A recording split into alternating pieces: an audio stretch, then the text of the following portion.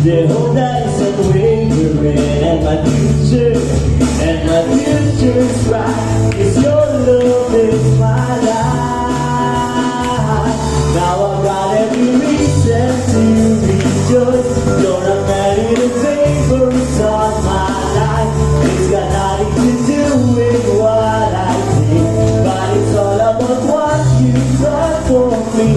And because of the cross, it's plain to see. I'm really want to be safe now. We are free, and I rejoice in everything you've done, in everything you've done.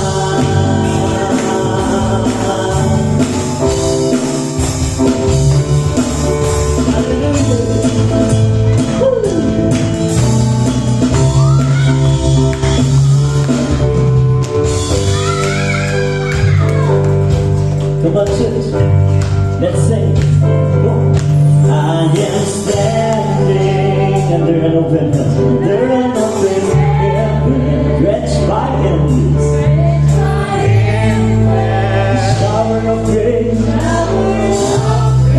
Hallelujah, we're surrounded with love and tender mercy, freely as you freely gave, so freely I receive.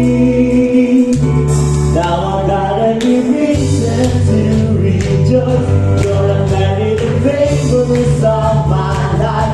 It's got nothing to do with what I do, but it's all about what you've done for me. And because of the cross, it's plain to see. I'm revoked and saved now.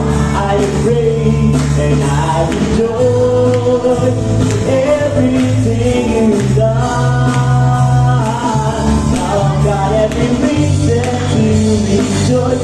You're a married favors of my life. It's got nothing to do with what I do, but it's all about what you've done for me. And because of the cross, it's plain to see. I'm irrevocably saved now. I pray and I rejoice in everything you've done, in everything you've done, in everything you've done, in everything you've done. Hallelujah, hallelujah. Palakpakan po natin ang ating Panginoon for that love and for that favor. Hallelujah.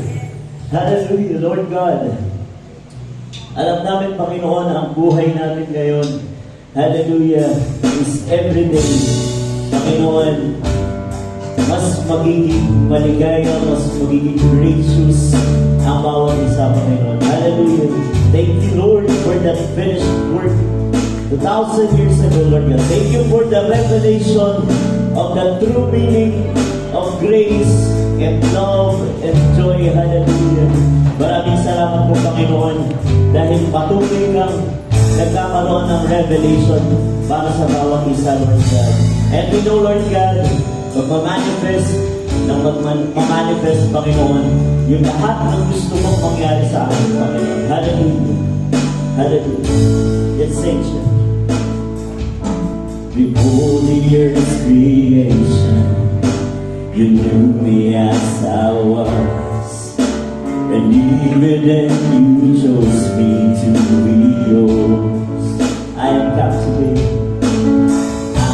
captivated by your unending love.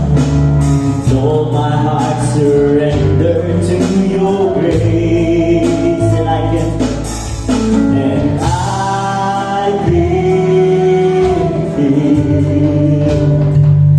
but to lift my voice and say your love is better than life.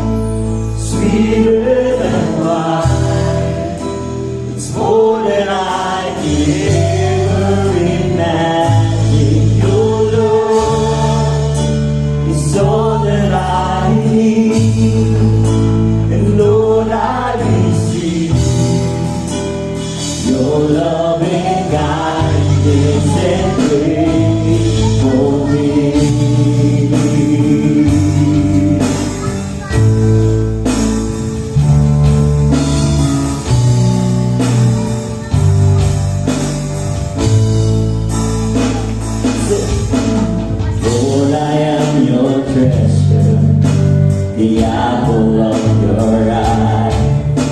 Forever I am precious in your sight. Never will you leave me. I'm safe and secure. Forever in your arms I will abide. And I give to you, and I give to you. To live my book, but to live my voice and sing your love. It's better than life, sweeter than wine. It's more than I could ever imagine. Your love is all that I need, all that I need. Lord, I can see your loving kindness, your loving kindness and grace for me. Hallelujah. This love, Lord, really good to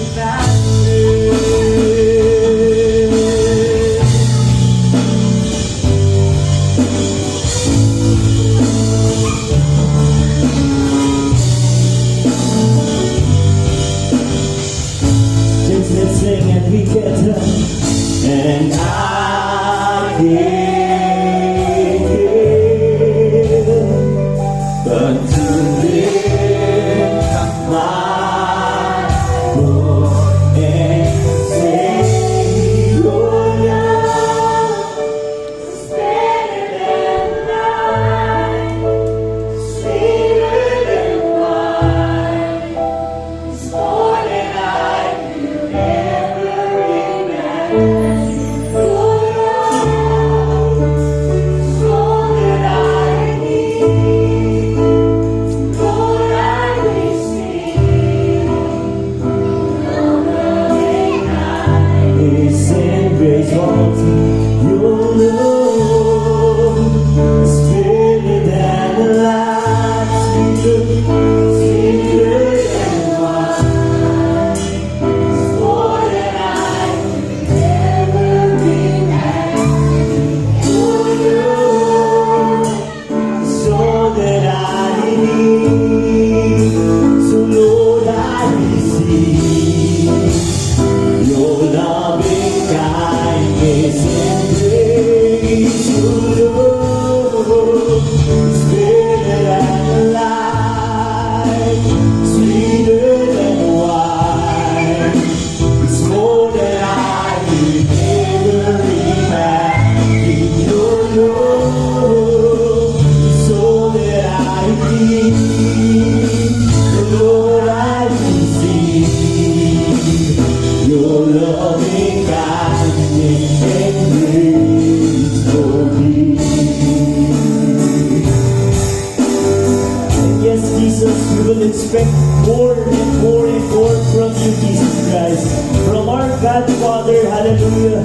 We will expect, Lord, more grace, more love, more joy, more healing to each and every one, Lord God, na nandito at nasa iyong daigdig. Panginoon, maraming salamat po sa iyong biyaya, sa iyong pinapagawa.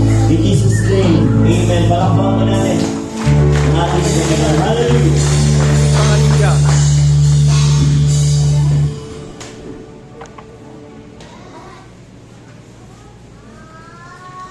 Ethan.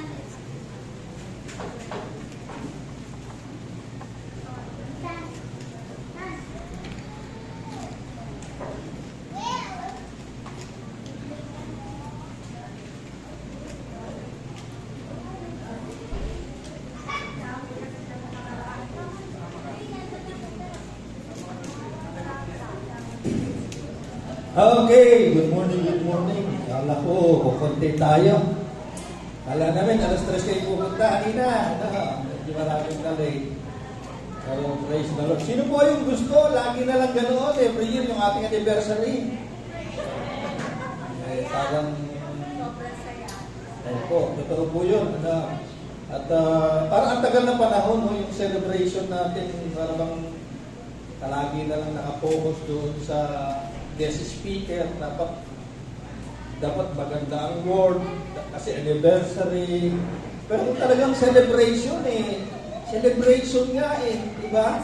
Eh, di magsaya tayo. Mamaya po meeting namin sa council, kaya pwede ko pong i-share itong mga nangyari sa akin. Gagawin natin yearly. Tama po ba? Gusto nyo yearly na? At baka dumami pa yung ating booths sa susunod. Hindi lang barbecue-han, kapihan, kung ano-ano pa. Baka dumami pa. At paghahandaan natin yan. Pero nga nagsabi, pati Christmas party, ganun na rin daw. Huwag naman, para nasabihan natin. Yung ating anniversary, may parapol yun eh. Kaya dapat nakakulong lang tayo dito. Baka dumami tayo lalo doon. Okay, medyo lumalamig na yung panahon. Sabi ng Pag-asa sana naman, totoo talaga na middle ng May, palamig na at paparating na yung ulan. So, purihin naman ang Panginoon. Parang ayaw ng mga teacher yung sinabi ko. Okay, at nakakatuwa si Ate Aso, kasi para sa biglang bumalik. At sa maraming picture natin, gano'n na.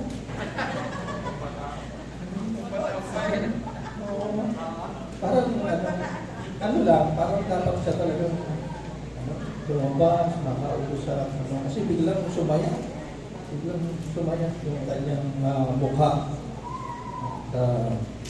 Parang bumalik lahat sa kanya. Okay, again, maraming salamat po sa lahat. Hindi ko na kayo babanggitin isa-isa. Thank you po. Alam ko po hindi magiging matagumpay yung kung wala ang inyong mga share. May mga nagdadala po, hindi ko na napansin.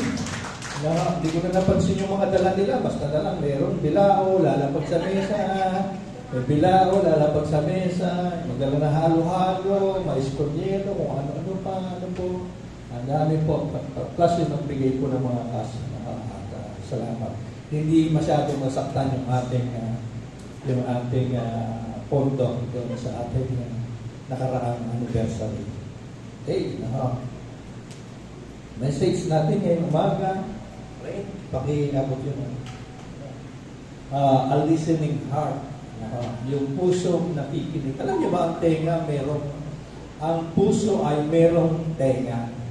Ang puso ay merong pagdinig. At matuwa ka kapag narinig mo, kapag ang puso ang nakarinig sa mga narinig mo. So, listening heart, kinuha natin ito sa Lucas 18. Ang sabi diyan, ng Panginoong Yesus, you have been given a teachable heart. You have been given, binigyan tayo daw ng teachable heart. Okay? Ready na po ba tayo? Palakpakan muna natin ang Panginoon. Binigyan ko ng caption ito na ang sabi ko ay, ang pusong nakikinig ay higit sa tengang nag-iipon lang ng informasyon. Ang dami kasi mga ngaral, mga Christian na talagang kahit nga hindi Kristiyano napakarami na nilang alam sa Biblia. Yung mga sinasabi nating mga kulto, tatalunin tayo sa paghanap ng mga bersikulo, sa pangangaral, ang dami na nilang alam.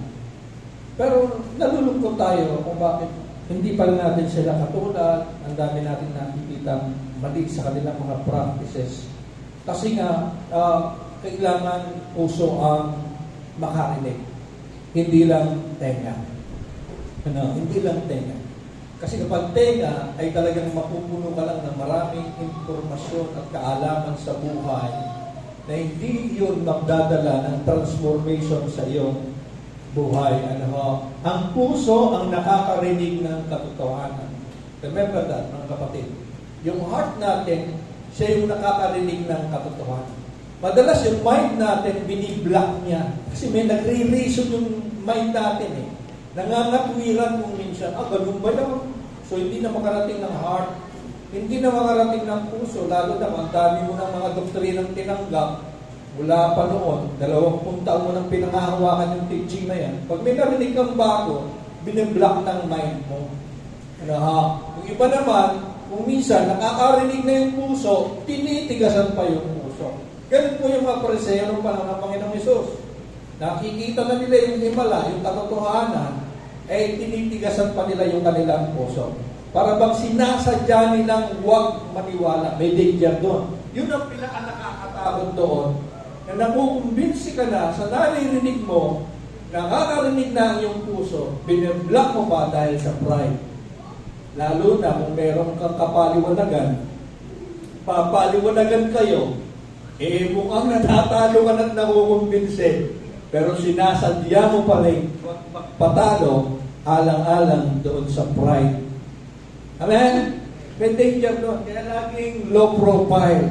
Mas maganda. Marami ka pang malalaman. Kasi ang meron, sabi ng Panginoon, ay bibigyan pa. Amen?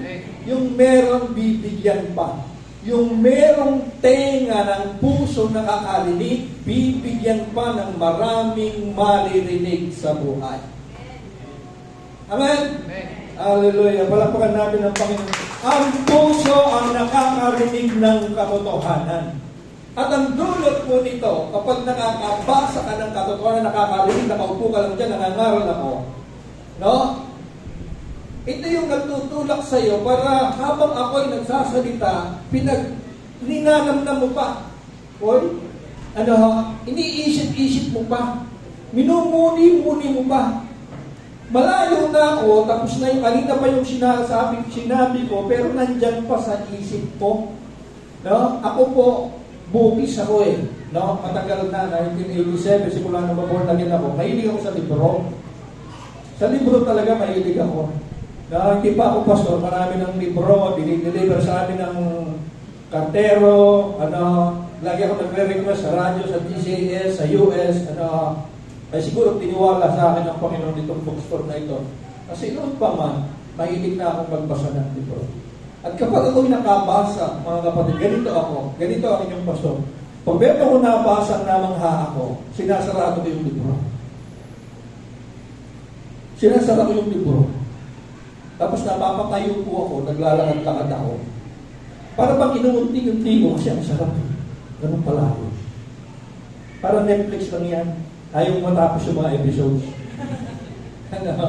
Gusto mo meron pa. Ganun ako. Matagal naka-stuck sa mind ko. Parang yung ating anniversary nakaraan, gabi na, humigit pa sa isip mo. Tama mo ba ako? Kinabukasan nga eh. Naglalaro pa rin sa isip ko. Ang saya-saya. Tapos ang sarap balik-balikan ng mga video. No, yun yata yung video 10 beses kong pinanood. Pero lang ang truth hindi ka iiwan. Pag nakarinig ang tenga mo, hindi ka iiwan yan. Kasi siya ay magtutulak sa iyo para magbulay-bulay, mga kapatid. No?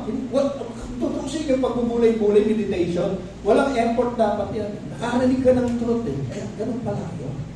Ganun pala yun. No? Ninanamnam mo, hinihimay-himay mo, binubulay-bulay mo, at ang resulta nito mga kapatid, kapayapaan sa buhay, kalayaan. Kapag ang naririnig mo, nagdudulot ng kalayaan, kapayapaan, bingo, kapatid. Sorry sa word. Pero, yun. Kapag umuwi ka sa narinig mo, natakot ka, nangamba ka, kapatid, layasan mo yung pinapakinggan mo. No? Lalo na yung mga nagmamaniobra, kinokontrol yung mga tao. Maraming preacher yan, kinokontrol yung emosyon ng tao. Siyempre, nakikinig ka, pwedeng laruin ang emosyon mo eh. May mga preacher na gano'n, kaya laruin yung puso mo. Yung iba ka, nag-aaral magpaiyak eh. Grabe yun, nag-aaral to magpaiyak. Nag-aaral. No? Meron iba ka rin hindi ka daw gagraduate. Yung pastor, hindi gagraduate bilang ministro kung hindi marunong magpaiyak. Yung pagpanginig ng boses. Hindi natin kailangan yan. Amen! Hindi natin kailangan yan. May sariling power ang Word of God. Huwag mo nang dagdagan. At ang Word of God, iba-iba ang pagtanggap. Meron talagang maluluha. May maiiyak. Nagsasalita ka lang kung isang pinitawan mo. Hindi ka naluha, natouch ka lang, pero meron talagang, ano siya, na-touch talaga sa kanyang narinig. Iba-iba yung ating pagre-receive ng Word of God. Amen. Nandiyan po ngayon. Puntahan natin yung ating text. Ready na po ba tayo? Lucas 8:9. Nang tanungin siya ng mga alagad, katatapos magkwento ni Jesus ng talimhaga, lumapit yung mga alagad, nang tanungin siya ng mga alagad kung ano ang kahulugan ng talimhagang ito, sinabi niya, sa inyo, sa mga alagad, malinaw, sa inyo pinagkaloob na malaman ang mga hiwaga ng kaharian ng Diyos. Wow! Sa mga alagad, may pangunawa sila kasi binigyan sila ng unawa na maalaman yung hiwaga ng salita ng Diyos. Sino nagbasa sa inyo ng Bible? First time magbasa ng Bible noon, hindi niya maintindihan. Di mo ba? Ako noon, magunong bukas mo. Ano ba ito? Parang 2 versikulo lang. Ayaw mo na ituloy. Kasi wala ka ng Tagalog naman. Ang hirap intindihin. Pero kapag nagtuloy-tuloy ka ng basa, ayun na. No, nabubuksan na yung may mo, nabubuksan na yung isipan mo. So tayo ngayon dapat pagbukas ng Bible, naintindihan nyo naman ang kapatid. No, wala na tayo dun sa hindi natin naintindihan. Subalit sa iba, sa iba pala, no, sa iba ay nagsasalita ako sa mga talinhaga upang sa pagtingin, tingnan nyo, ay hindi sila makakita at sa pakikinig, wala silang marinig. Grabe yun, ano? Betenga ka, sayang, no? Narinig mo, malinaw, nasa unahan ka pa, ni Jesus, pero wala kang maintindihan. Pero naririnig mo, pero wala kang maintindihan. Amen? Meron ganon, mga kapatid. Meron ganon. Tingnan natin sa English, and he said, to you, it has been given to know the mysteries. May hiwaga ang salita ng Diyos eh. May misteryo sa salita ng Diyos kung bakit hindi lahat, iabot mo ang Biblia sa mga tao dyan sa labas, tao naglalakad, tapay, hindi basta-basta, mga kapatid, ipag-pray mo pa na sana maintindihan niya. Otherwise, hindi niya sayang yung binigay mo. Wala siyang naintindihan. Now, to you, it has been given to the mysteries of the kingdom of God, but to the rest, sa iba, it is in parables. No? Alam niyo ba kung bakit sa talinhaga bigla na lang nag-ship si Jesus? No? Sapagkat yung misteryo binigay lamang sa mga gusto niyang makaunawa dito. So that seeing they may not see, and hearing they cannot understand. Background. Mahalaga lagi ang background eh. Sino kausap, mga kapatid, ano ang kwento. Ito yung danger kasi eh. Pag nabasa mo, sinasali mo agad ang sarili mo. No? Ay! Nangusap sa akin ang Diyos.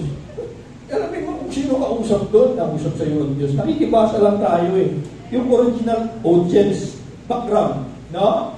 Ito po yung talinhaga. Ang background nito, si Jesus nagkwento ng talinhaga ng manghahasik. O sino na nakabasa nito? Minsan, sa tagal ko na sa pagpapastor, 33 years, 34 years, sinasabi, para bang, iniisip ko lagi, kahit nung nasa pulis ako, lagi ko iniisip na alam na nilang lahat to. Alam na nilang lahat. Kaya ang dami kong mga tinatalon na paniwanag, hindi ko na sinasabi. Kasi ang paniniwala ko, lahat kayo, nabasa na to, lahat kayo, pamilyar na rito, lahat kayo alam na ito. Pero doon ako nagkamali, mga kapatid. Kailangan pala talaga na alang-alang sa namasapul yung marami, kailangan talagang balikan yung kwento. Ano po ang kwento rito? Lumabas daw yung manghahasik o magsasaka, sabihin natin, no? At naghasik siya ng mga binhi. May nahasik, unang-una sa daan. Anong nangyari sa binhing nahasik sa daan? Nasubukan nyo na magtanim sa daan? No? Ano ba ang daan natin ngayon? Semento, asfalto. Kung hindi man semento, asfalto, kapag dinadaanan na yan ng sasakyan at ng mga yabag, ng mga paa, sigurado, matigas na yan. Amen? Matigas na yan. At mahirap ng taniman. Kaya may pagbubungkal na tinatawag, may pagkaaral na tinatawag, mga kapatid. No? So ano nangyari sa binhi na natanim sa daan? No? Inapak-apakan daw yon at kinuha ng mga ibon. May nahasik sa daan, kinuha ng mga ibon. Saan pa merong nahasik? Saan pa merong nahasik? May nahasik sa batuhan. Nakakita na kayo ng mga halaman, ang binhi tumubo sa mabatong lupa. Di ba di daw ugat? Di daw ugat eh. Mababaw lang yung pagkakatubo. Kasi batuhan eh. Na? So, dahil mabato, batuhan daw, mababaw ang pagkakatubo. Saan ba may nahasik? Tingnan nyo kung saan, anong klaseng lupa po kayo dito mga kapatid. Anong klaseng lupa po, puso tayo. No, iba-iba yung soil. Nung Webes, bargain sa Balanga, namili ako ng halaman, namili ako ng bougainvillea. Ano? Kita kami ng nanay nila Francis. Kaya babalik ulit ako kasi naghahanap ko ng babang mainit. Ano? Gusto kong dagdagan yung mga halaman sa harap namin. Ano? Nabili rin ako lupa. Ano ba tawag doon sa mga nakasama? Pati lupa ngayon binibili. Pati lupa. Lupa. Ano? Pati yung binibili. Kumikita yung iba dahil nagtitimplas, nagkakano sila. Ano tawag doon? Yung mga basura nyo? Hindi recycle. Decompose. Nag-decompose sila. Tapos kung bebenta nila, tingnan nyo yung puhunan nila, basura na lang. Pinaghalong papel, dahon, tuyo, yung iba pa nga, pati bulong na isda eh. Uling, ipa, at kung ano-ano pa. Alam ko lang elementary ako, ano lang ng kalabaw, tapos na. Tapos na. Pinagtanim kami ng mani, tsaka ang palaya, sagana, malusog na malusog. Mga ano ba naman ang kabayo yung hinanap ko, mga bilog-bilog na, palalaking pasas yata. So may nahasik sa batuhan, mababaw. Saan pa meron nahasik? May nahasik sa dawagan. Madamo, matinik. So ininis daw ng dawag. At di makapamunga. Tububoy naman yung binhi. Pero may mga dawag, maraming tinik, ininis daw. May mga kahulugan po yan. Kaya hindi makapamunga. Ang pang-apat po pinakamagandang lupa, ito po. Tawag kay matabang lupa. May nahasik sa matabang lupa, namunga ng sagana, mayroong namunga ng 30, 70, 50, 100, namunga po. Yan po yung perfect. Yung matabang lupa. Mga kapatid, Matthew 13:10. Then the disciple came to Jesus and asked, "Why do you speak to the people in parables?" Wala bang paliwanag yan? May nahasik sa daan, may nahasik sa batuhan, may nahasik sa tawagan. Paliwanag mo nga. Sabi ng mga alagad, okay, no? Kasi sa inyo binigay yung pag-aunawa, pinaliwanag naman ni Jesus, no? Sabi sa Mark 4:10, Jesus, ang timanong nag-isa na lang siya, mag-isa na lang, no? With the 12, those around him, they asked him about the parable. Mga kapatid, ito na ngayon ang kahulugan ng talinhaga. Ready na po ba kayo? Okay. Basa-basa lang kung minsan, mga kapatid. Hindi ko kailangan mag-preach. No? Sapat na. Ito ang kahulugan ng talinhaga. Ang binhi ay ang... Ano ang binhi? So ngayon, naghahasik po ako. Tama po ba? No? So oras ito ng paghasik. At nandyan kayo, iba't ibang klaseng lupa na kayo lang ang nakakaalam. No? Pare-pareho ang puso natin, nandyan. Kasi ang puso po ang tinataniman, di naman tenga. Ang tinataniman, hindi rin isipan ang tinataniman. Ang puso para may transformation, may pagbabago, puso talaga ang tinataniman, mga kapatid. Ito ang kahulugan ng talinhaga. Ang binhi ay ang salita ng Diyos. Ang mga binhing nalaglag sa tabi ng daan ay mga taong, ano daw? Nakikinig naman, nakikinig. Kaso dumating ang diablo, inalis nito ang salita. May ibon daw kasi, tinuka yung binhi sa daan. So yung ibon, yung diablo. Dumating ang diablo, inalis nito ang salita mula sa puso ng mga nakikinig upang hindi sila manalig at maligtas. Yeah? Kaya kung minsan sa evangelism at kung saan-saan pa, meron talagang hindi naniniwala. Una pa lang, hindi na naniniwala. Amen? Maaaring nakarinig, pero paglabas, wala na. Wala na. Tatanong mo, ano ni sayo ni Pastor? Malay ko, nag-aalaga ng baka. No? Hallelujah. Ano ba? Ang mga nalaglag naman sa batuhan. Nasa batuhan na tayo. Mga nasa daan pa kayo, mga kapatid. Ang mga nalaglag naman sa batuhan ay mga nakarinig ng salita, tumanggap nito ng may kagalakan. Abay, doon pa mo siya naman tumanggap. Eh, ganun-ganun din mo ba? Alam niyo, hindi pala. Meron nung nasiran, magbarkada. Dalawa sila. Dalawang magbarkada babae. Magkaibigan matalik talaga. Siniran ko sila. Yung isa, puro tanong at puro kontra. Yung isa, mga kapatid, ay napakapait. Napaka-emotional. Pareho silang tumanggap. Pero alam niyo kung sino yung nagpatuloy? Yung makontra at maraming tanong. Ngayon, nasa day by day siya, nagpapatuloy. Na?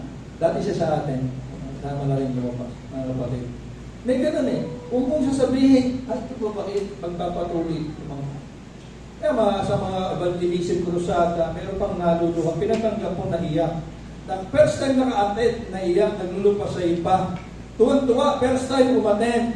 No? Ito yung mga emotional minsan, mga kapatid. No? Very emotional sila. Tumanggap sila ng may malaking kagalangan. Tuwan-tuwa sila. Tumanggap sa Panginoon. Purihin ang Panginoon. Ngunit hindi ito nag-ugat sa kanilang puso. Mapapungay. Ano ha?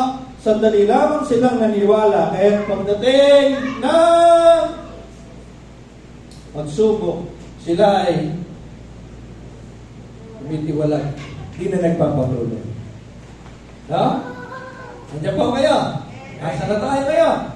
Asa na tayo? Pangatlong lupa. Okay. Ang mga nahasik naman sa may matitinik na damuhan ay mga nakikinig ng salita ng Diyos, ngunit nang tumagaan, nadaig sila ng mga alalahanin sa buhay at ng pagkahumaling sa kayamanan at kalayawan. Pero parang gano'n nawala ng oras. No? Nahumaling na lang sa dalawa to eh. Yung pinagkahumalingan niya. Alalahanin sa buhay. No? Bago yan, unahin ko na muna to. Di ba ba? Tapos yung pagkahumaling, sobrang busy sa kanilang mga ari-arihan. Mga business, mga negosyo, nawala ng time sa Panginoon. Dahil dito, hindi na hinog ang kanilang mga bunga. So, walang bungang makita. Amen? Pare-parehong hindi nagbunga. Okay, mga kapatid, at ang nahulog sa mabuting lupa, sila na pagkatapos marinig ang salita ay iningatan ito sa isang tapat at mabuting puso at nagbunga ng may pagtatanda. Amen? Palakpakan muna natin ang Panginoon. Sino yung mga kausap ni Jesus? So, ganito lang ang Bible study. Sino yung mga kausap nito? Pagkatapos nito, umatras tayo ng verse 1. Sino ba mga kausap? Pagkatapos nito, nilipon ni Jesus sa mga bayan at nayon sa paligid, nangaral siya at nagturo ng magandang balita, gospel, magandang balita, tungkol sa kaharian ng Diyos. Kasama niya ang, sino kausap? 12. Sino ba kausap? Ilang babaeng pinagaling niya. Sino ba kausap? Si Maria, tinatawag na Magdalena. Sino ba kausap ni Jesus? Tingnan nyo ha, tingnan nyo. Ang alam nyo, si Juana. Si Juana hindi sumikat to. Pero nabanggit dito. Pero tingnan nyo nagawa ni Juana, mga kapatid, at mga kasama niya. Si Juana na asawa ni Cusa, nakatiwala ni Herodes, si Susana, at marami pang iba. Kaya sinabi natin audiences, iba-ibang audience lang dapat eh. Audiences kasi grupo-grupo. Grupo-grupo po ito. Magkakasama. Iba yung 12, iba yung grupo ng mga sumasama sa 12. At iba naman yung grupo ni Susana. Kasama si Cusa, si Susana, at marami pang iba. Tingnan yung ministry nila. Inutustusan nila ano daw? Ng mga ito, mula sa sarili nilang ari-arian, ang mga pangangailangan ni Jesus sa kanyang mga alagad. Grabe ito. Ano ha? Nasa finance sila. Pag umaayos si Jesus, lahat ng kailangan ng mga alagad, ano ha? Sila yung nagpo-provide. Galing sa kanila. So mga supporter ito, mga kapatid. Kagaya ng ating church, may mga supporter tayo. Pag may gawain tayo, baka pwede maglambing po. Baka naman pwede maglambing. May sumagot na po ng ganito. Kaya ako muna sa pastor nyo, kinakapalan mo na lang, maging masaya na lang tayo. Ano ho? Paber na naman. Ano ho? Kailangan na naman ng parapol. Ano ho? Hanap na naman tayo ng paraan para sumaya yung ating ano ho. So, yan po yan. Ano, yan ang audience. Ano ho? Nagdatingan, eto na. Yan, mga alagad yun. Mga followers yun. Kaso, eto nangyari. Nagdatingan ng mga tao mula sa iba't ibang bayan at sila'y lumapit kay Jesus. Nung marami ng tao, galing sa iba't ibang bayan, bukod sa mga disciples talaga, mga alagad talaga, sila Susana, sila Juana, sila mga alagad, mga 12, bukod sa kanila, may mga nagdatingan iba't ibang bayan. Kaya si Jesus, bigla na lang nag-ship talinhaga. Okay? Hello, nakakasunod pa kaya? Wala na akong boss. Sana, ang nagpapalakas sa akin yung inyong amen at yung pagtamo-tamo. Hallelujah. Nag-aaroon ako ng gas. Tinanong ko, si Apo ko, si Ethan, habang ako nagdadrive kagabi, ay tinanong ng kanyang lola, Ethan, what do you want to be when you are grown? Do you want to be a pastor like your Papa and Lolo Johnny? No. Why? Because it's so boring. Really? Yes. Only talking and talking and talking. Oo nga naman. Talking. Pero yun, 1989, talking and talking na ako. Hanggang ngayon, mga kapatid, Diyos por Santo, 2024 na. Every Sunday, talking and talking pa rin ako. Kapatid, walang kapaguran. Hallelujah. Okay. At pagkatapos sinabi niya, after ng talinaga, may natanim dito, may natanim, ang kahulugan ng talinaga, ganito. Alam niyo, ang dulo ng talinaga, sabi ni Jesus, ang may pandinig. Ayun na. Malakas yung sinabi, makinig ang may pandinig. Ay, pare-pare naman may mga tainga yun, mga kapatid. Walang putulang tainga doon. Walang isa lang ang tainga, lahat ng mga nakikinig doon. Dahil kaharap na niya galing sa iba't ibang bayan, ang sinabi na lang niya, makinig ang may pandinig sapagkat hindi lahat ng puso ay may tenga. Mga kapatid, praise the Lord, kila Susana, kila Juana, sa mga alagad, kila Maria, meron silang pandinig, pero hindi lahat may pandinig. Narinig niyo ba ako? Amen. Hallelujah. Siningit ko lang ito. Kasi yung talking, sabi ng aking apo. In the average preacher speaks 100 words a minute. Ewan ko, orasan nyo. Isang minuto, 100 words ang lumalabas sa bibig ko. That means you'll hear 3,000 words a sermon. Pagkayarin ito, nakarinig kayo sa akin ng 3,000 salita. Uwi kayo, 3,000 salita ang narinig po ninyo. Amen. 3,000 salita. Pagkatapos lalabas kayo. Kapatid, ba't di ka nakatin? May nakita ng kapatid. May naisikaso ko. Ano ba ang mensahe ni Pastor? Nalimutan ko. Pareho lang pala tayo. Pareho lang pala tayo. So maybe around 150,000 words in a year ang narinig niyo sa akin. Grabe yun, mga kapatid. Ang dami niyong narinig, mga kapatid. Ang dami niyong narinig. Pero kung wala pa rin pandinig, walang pandinig, wala pa rin. Bakit mahalaga kung paano tayo makinig ng salita ng Diyos? Bakit mahalaga? Bakit ba mahalaga? Bakit importanteng nakikinig tayo? Mga kapatid, sa pakikinig, medyo may effort tayo dyan. Alam nga naman yung anghel na nagwarda nyo, kinakailan, pinatok ka tapos. No? Alam mo naman yung Holy Spirit, medyo pinapaso-paso ka. No? Pagdating sa pakikinig, medyo may effort dyan. No? Naalala ko nung high school ako, di ba? Sa school, may oras na peligro yung alauna, alas 2. No? Kitang-kita ako ng teacher ko, nandiyan, taga-dyan ako, kapitbahay, si Miss Mariano. Talagang kung alauna at saka alas 2, tapos nakikinig ka. Science pa naman, English, mga gano'n. May sabi pa doon, Rizal, pinipilit mo na lang yung mata mo. Yung para bang meron kang barya dito, yung palaro. Yung bumababa yung coin dito. Ganun yung mukha mo. Hirap na hirap sa. So, kailangan mo ng effort. Ganun din sa pakinig. Bakit nga mahalaga kung paano tayo makinig ng salita ng Diyos? Bakit? Kasi tinulad nga sa binhi. Tinulad nga sa binhi. Sayang eh.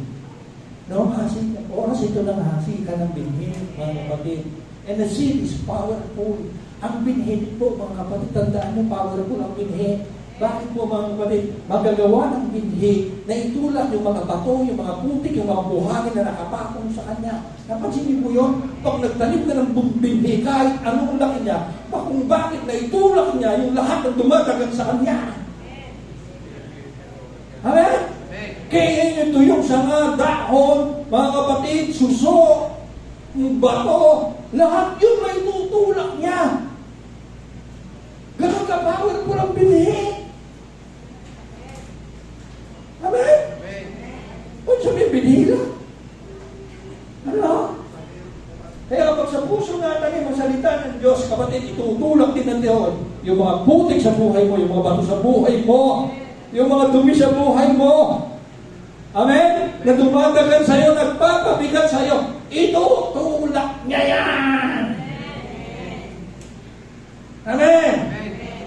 Gising na kayo mo. Hallelujah. Tutulak. Bahala yung binhi, yung salita ng Diyos.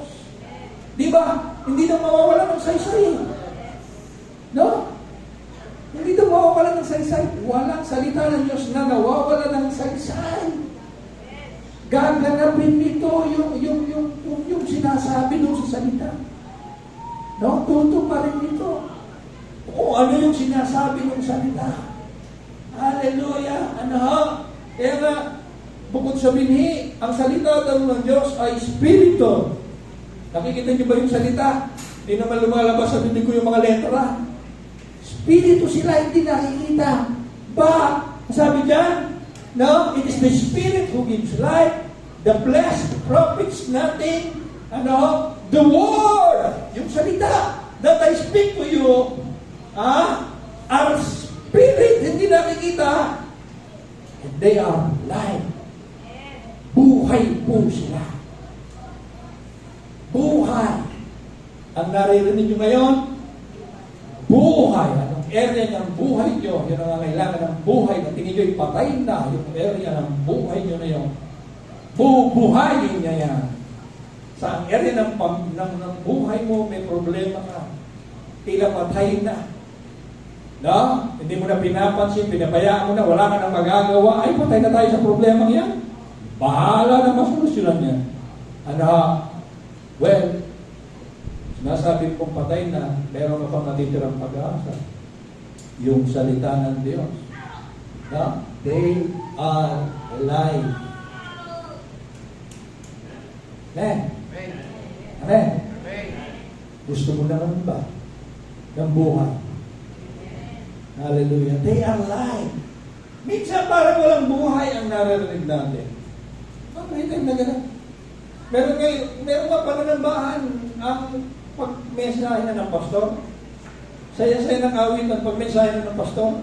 Oras de peligro na, meron na mga natutulog, meron na mga nagkukwentuhan. Meron akong nadadalahan ng gano'n, mga nagdadaldahan mo. Parang mga yung nagsasalita na wala rin pakailan, makaraos yung sinasabi niya. No? Meron pananambahan. Ewan ko lang ano. Pero ako, hanggang maaaring gusto ko makuha atensyon ng lahat, mga kapatid.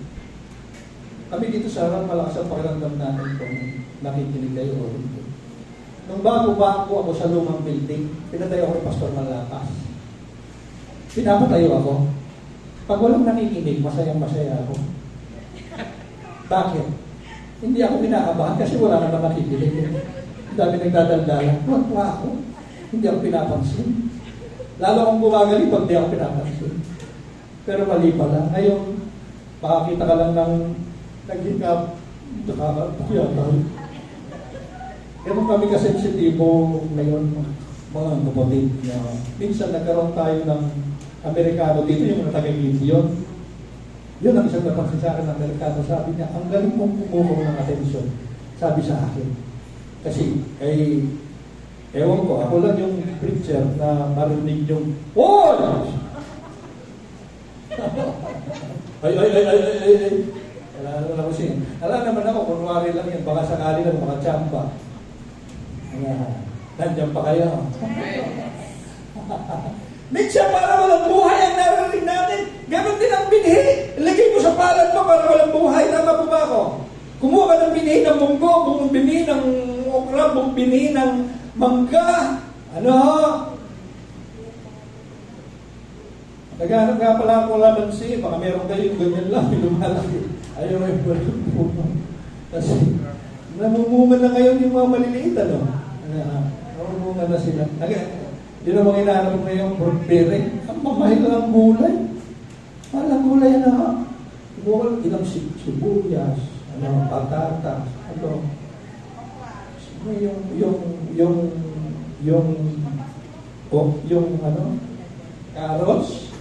carrots. Ano na ba, yung flexible na yung carrots. Isang patatas. Magkano po? 51. Pwede ba 52 na? May uno po. Ano po?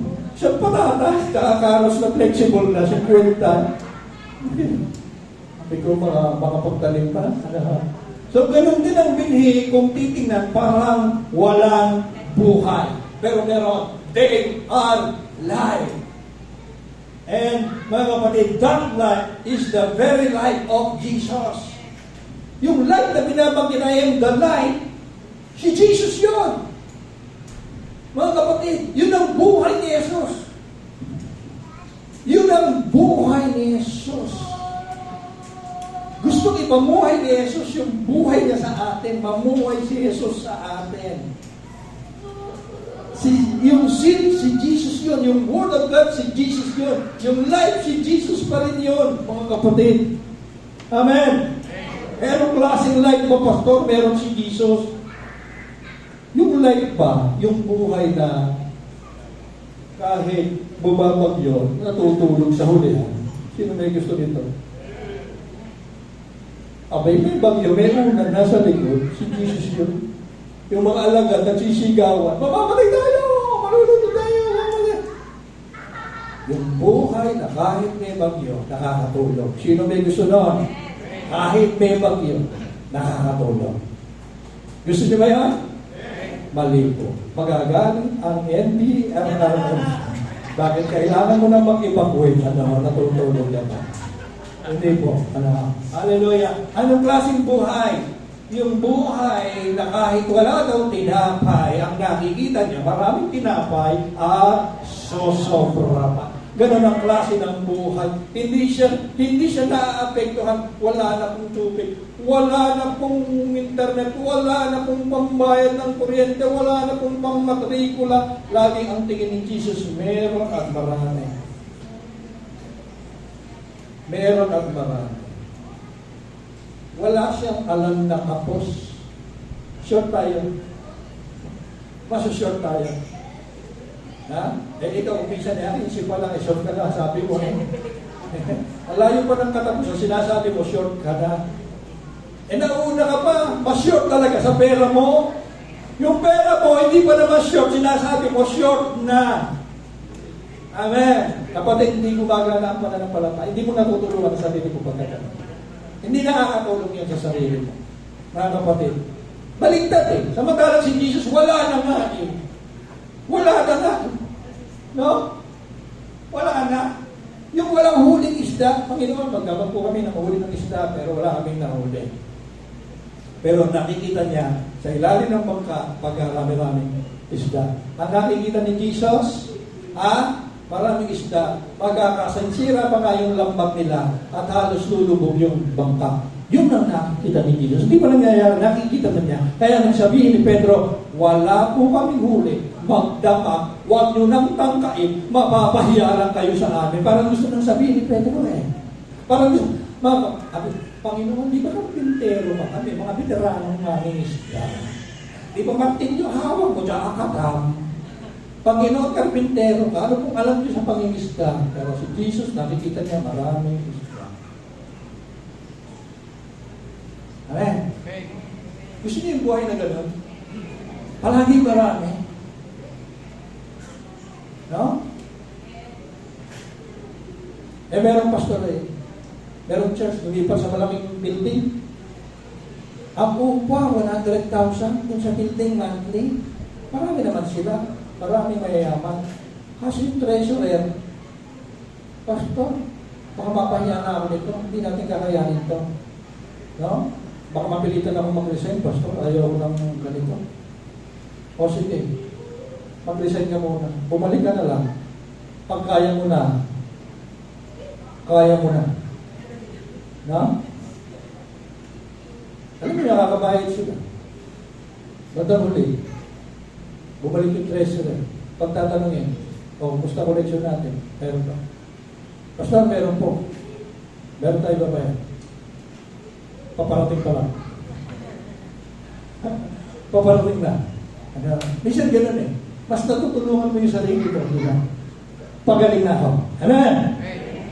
Hallelujah. Pa-ascension na ako. Amen? Hallelujah. Pabuti na ang buhay namin. Paangat na kami. Pataas na ang posisyon ko. Amen? Amen? Yun. Kapatid. Hallelujah. Yun ang buhay na gusto ni Jesus. Kapatid, sayang na lang ang laki ng Diyos natin. Kapag wala siyang nagawa sa sitwasyon natin, sayang ang laki niya, mga kapatid. So, sa ating ending, remember, your heart is the garden for the world. Your heart is the garden for the world. Learn to listen to your heart. And again, kapatid, the seed is powerful. Ang binhi ay makapangyarihan. Every seed is a potential forest. Amen? Bawat binhi, pwedeng maging buwan. Wow! Na sa'yo, ang dami ng natutuwang sumisilong. Amen? Tayo tayo lahat. Pasalamat. Lord Jesus, salamat po muli sa reminder mo sa amin sa umaga na ito. Malaman, matuklasan ang puso namin ay gaya ng mga iba't ibang taniman o garden na tumatanggap ng iyong salita, Panginoon. Salamat ang iyong salita ay buhay, Panginoon. Dapat naming tanggapin, may galak, bulay-bulayin, Panginoon, ibigan, Panginoon, habang hanggang ito'y lumaki at magbunga ng kapayapaan, magbunga ng kagalakan, Panginoon, magbunga ng kalayaan sa sari-saring tao sa buhay po namin, Panginoon. Salamat sa salita mong ito. Na alam namin natanim ngayon sa puso ng mga anak mong merong teachable heart, Panginoon. Salamat po. In Jesus' name we pray. Amen. Amen.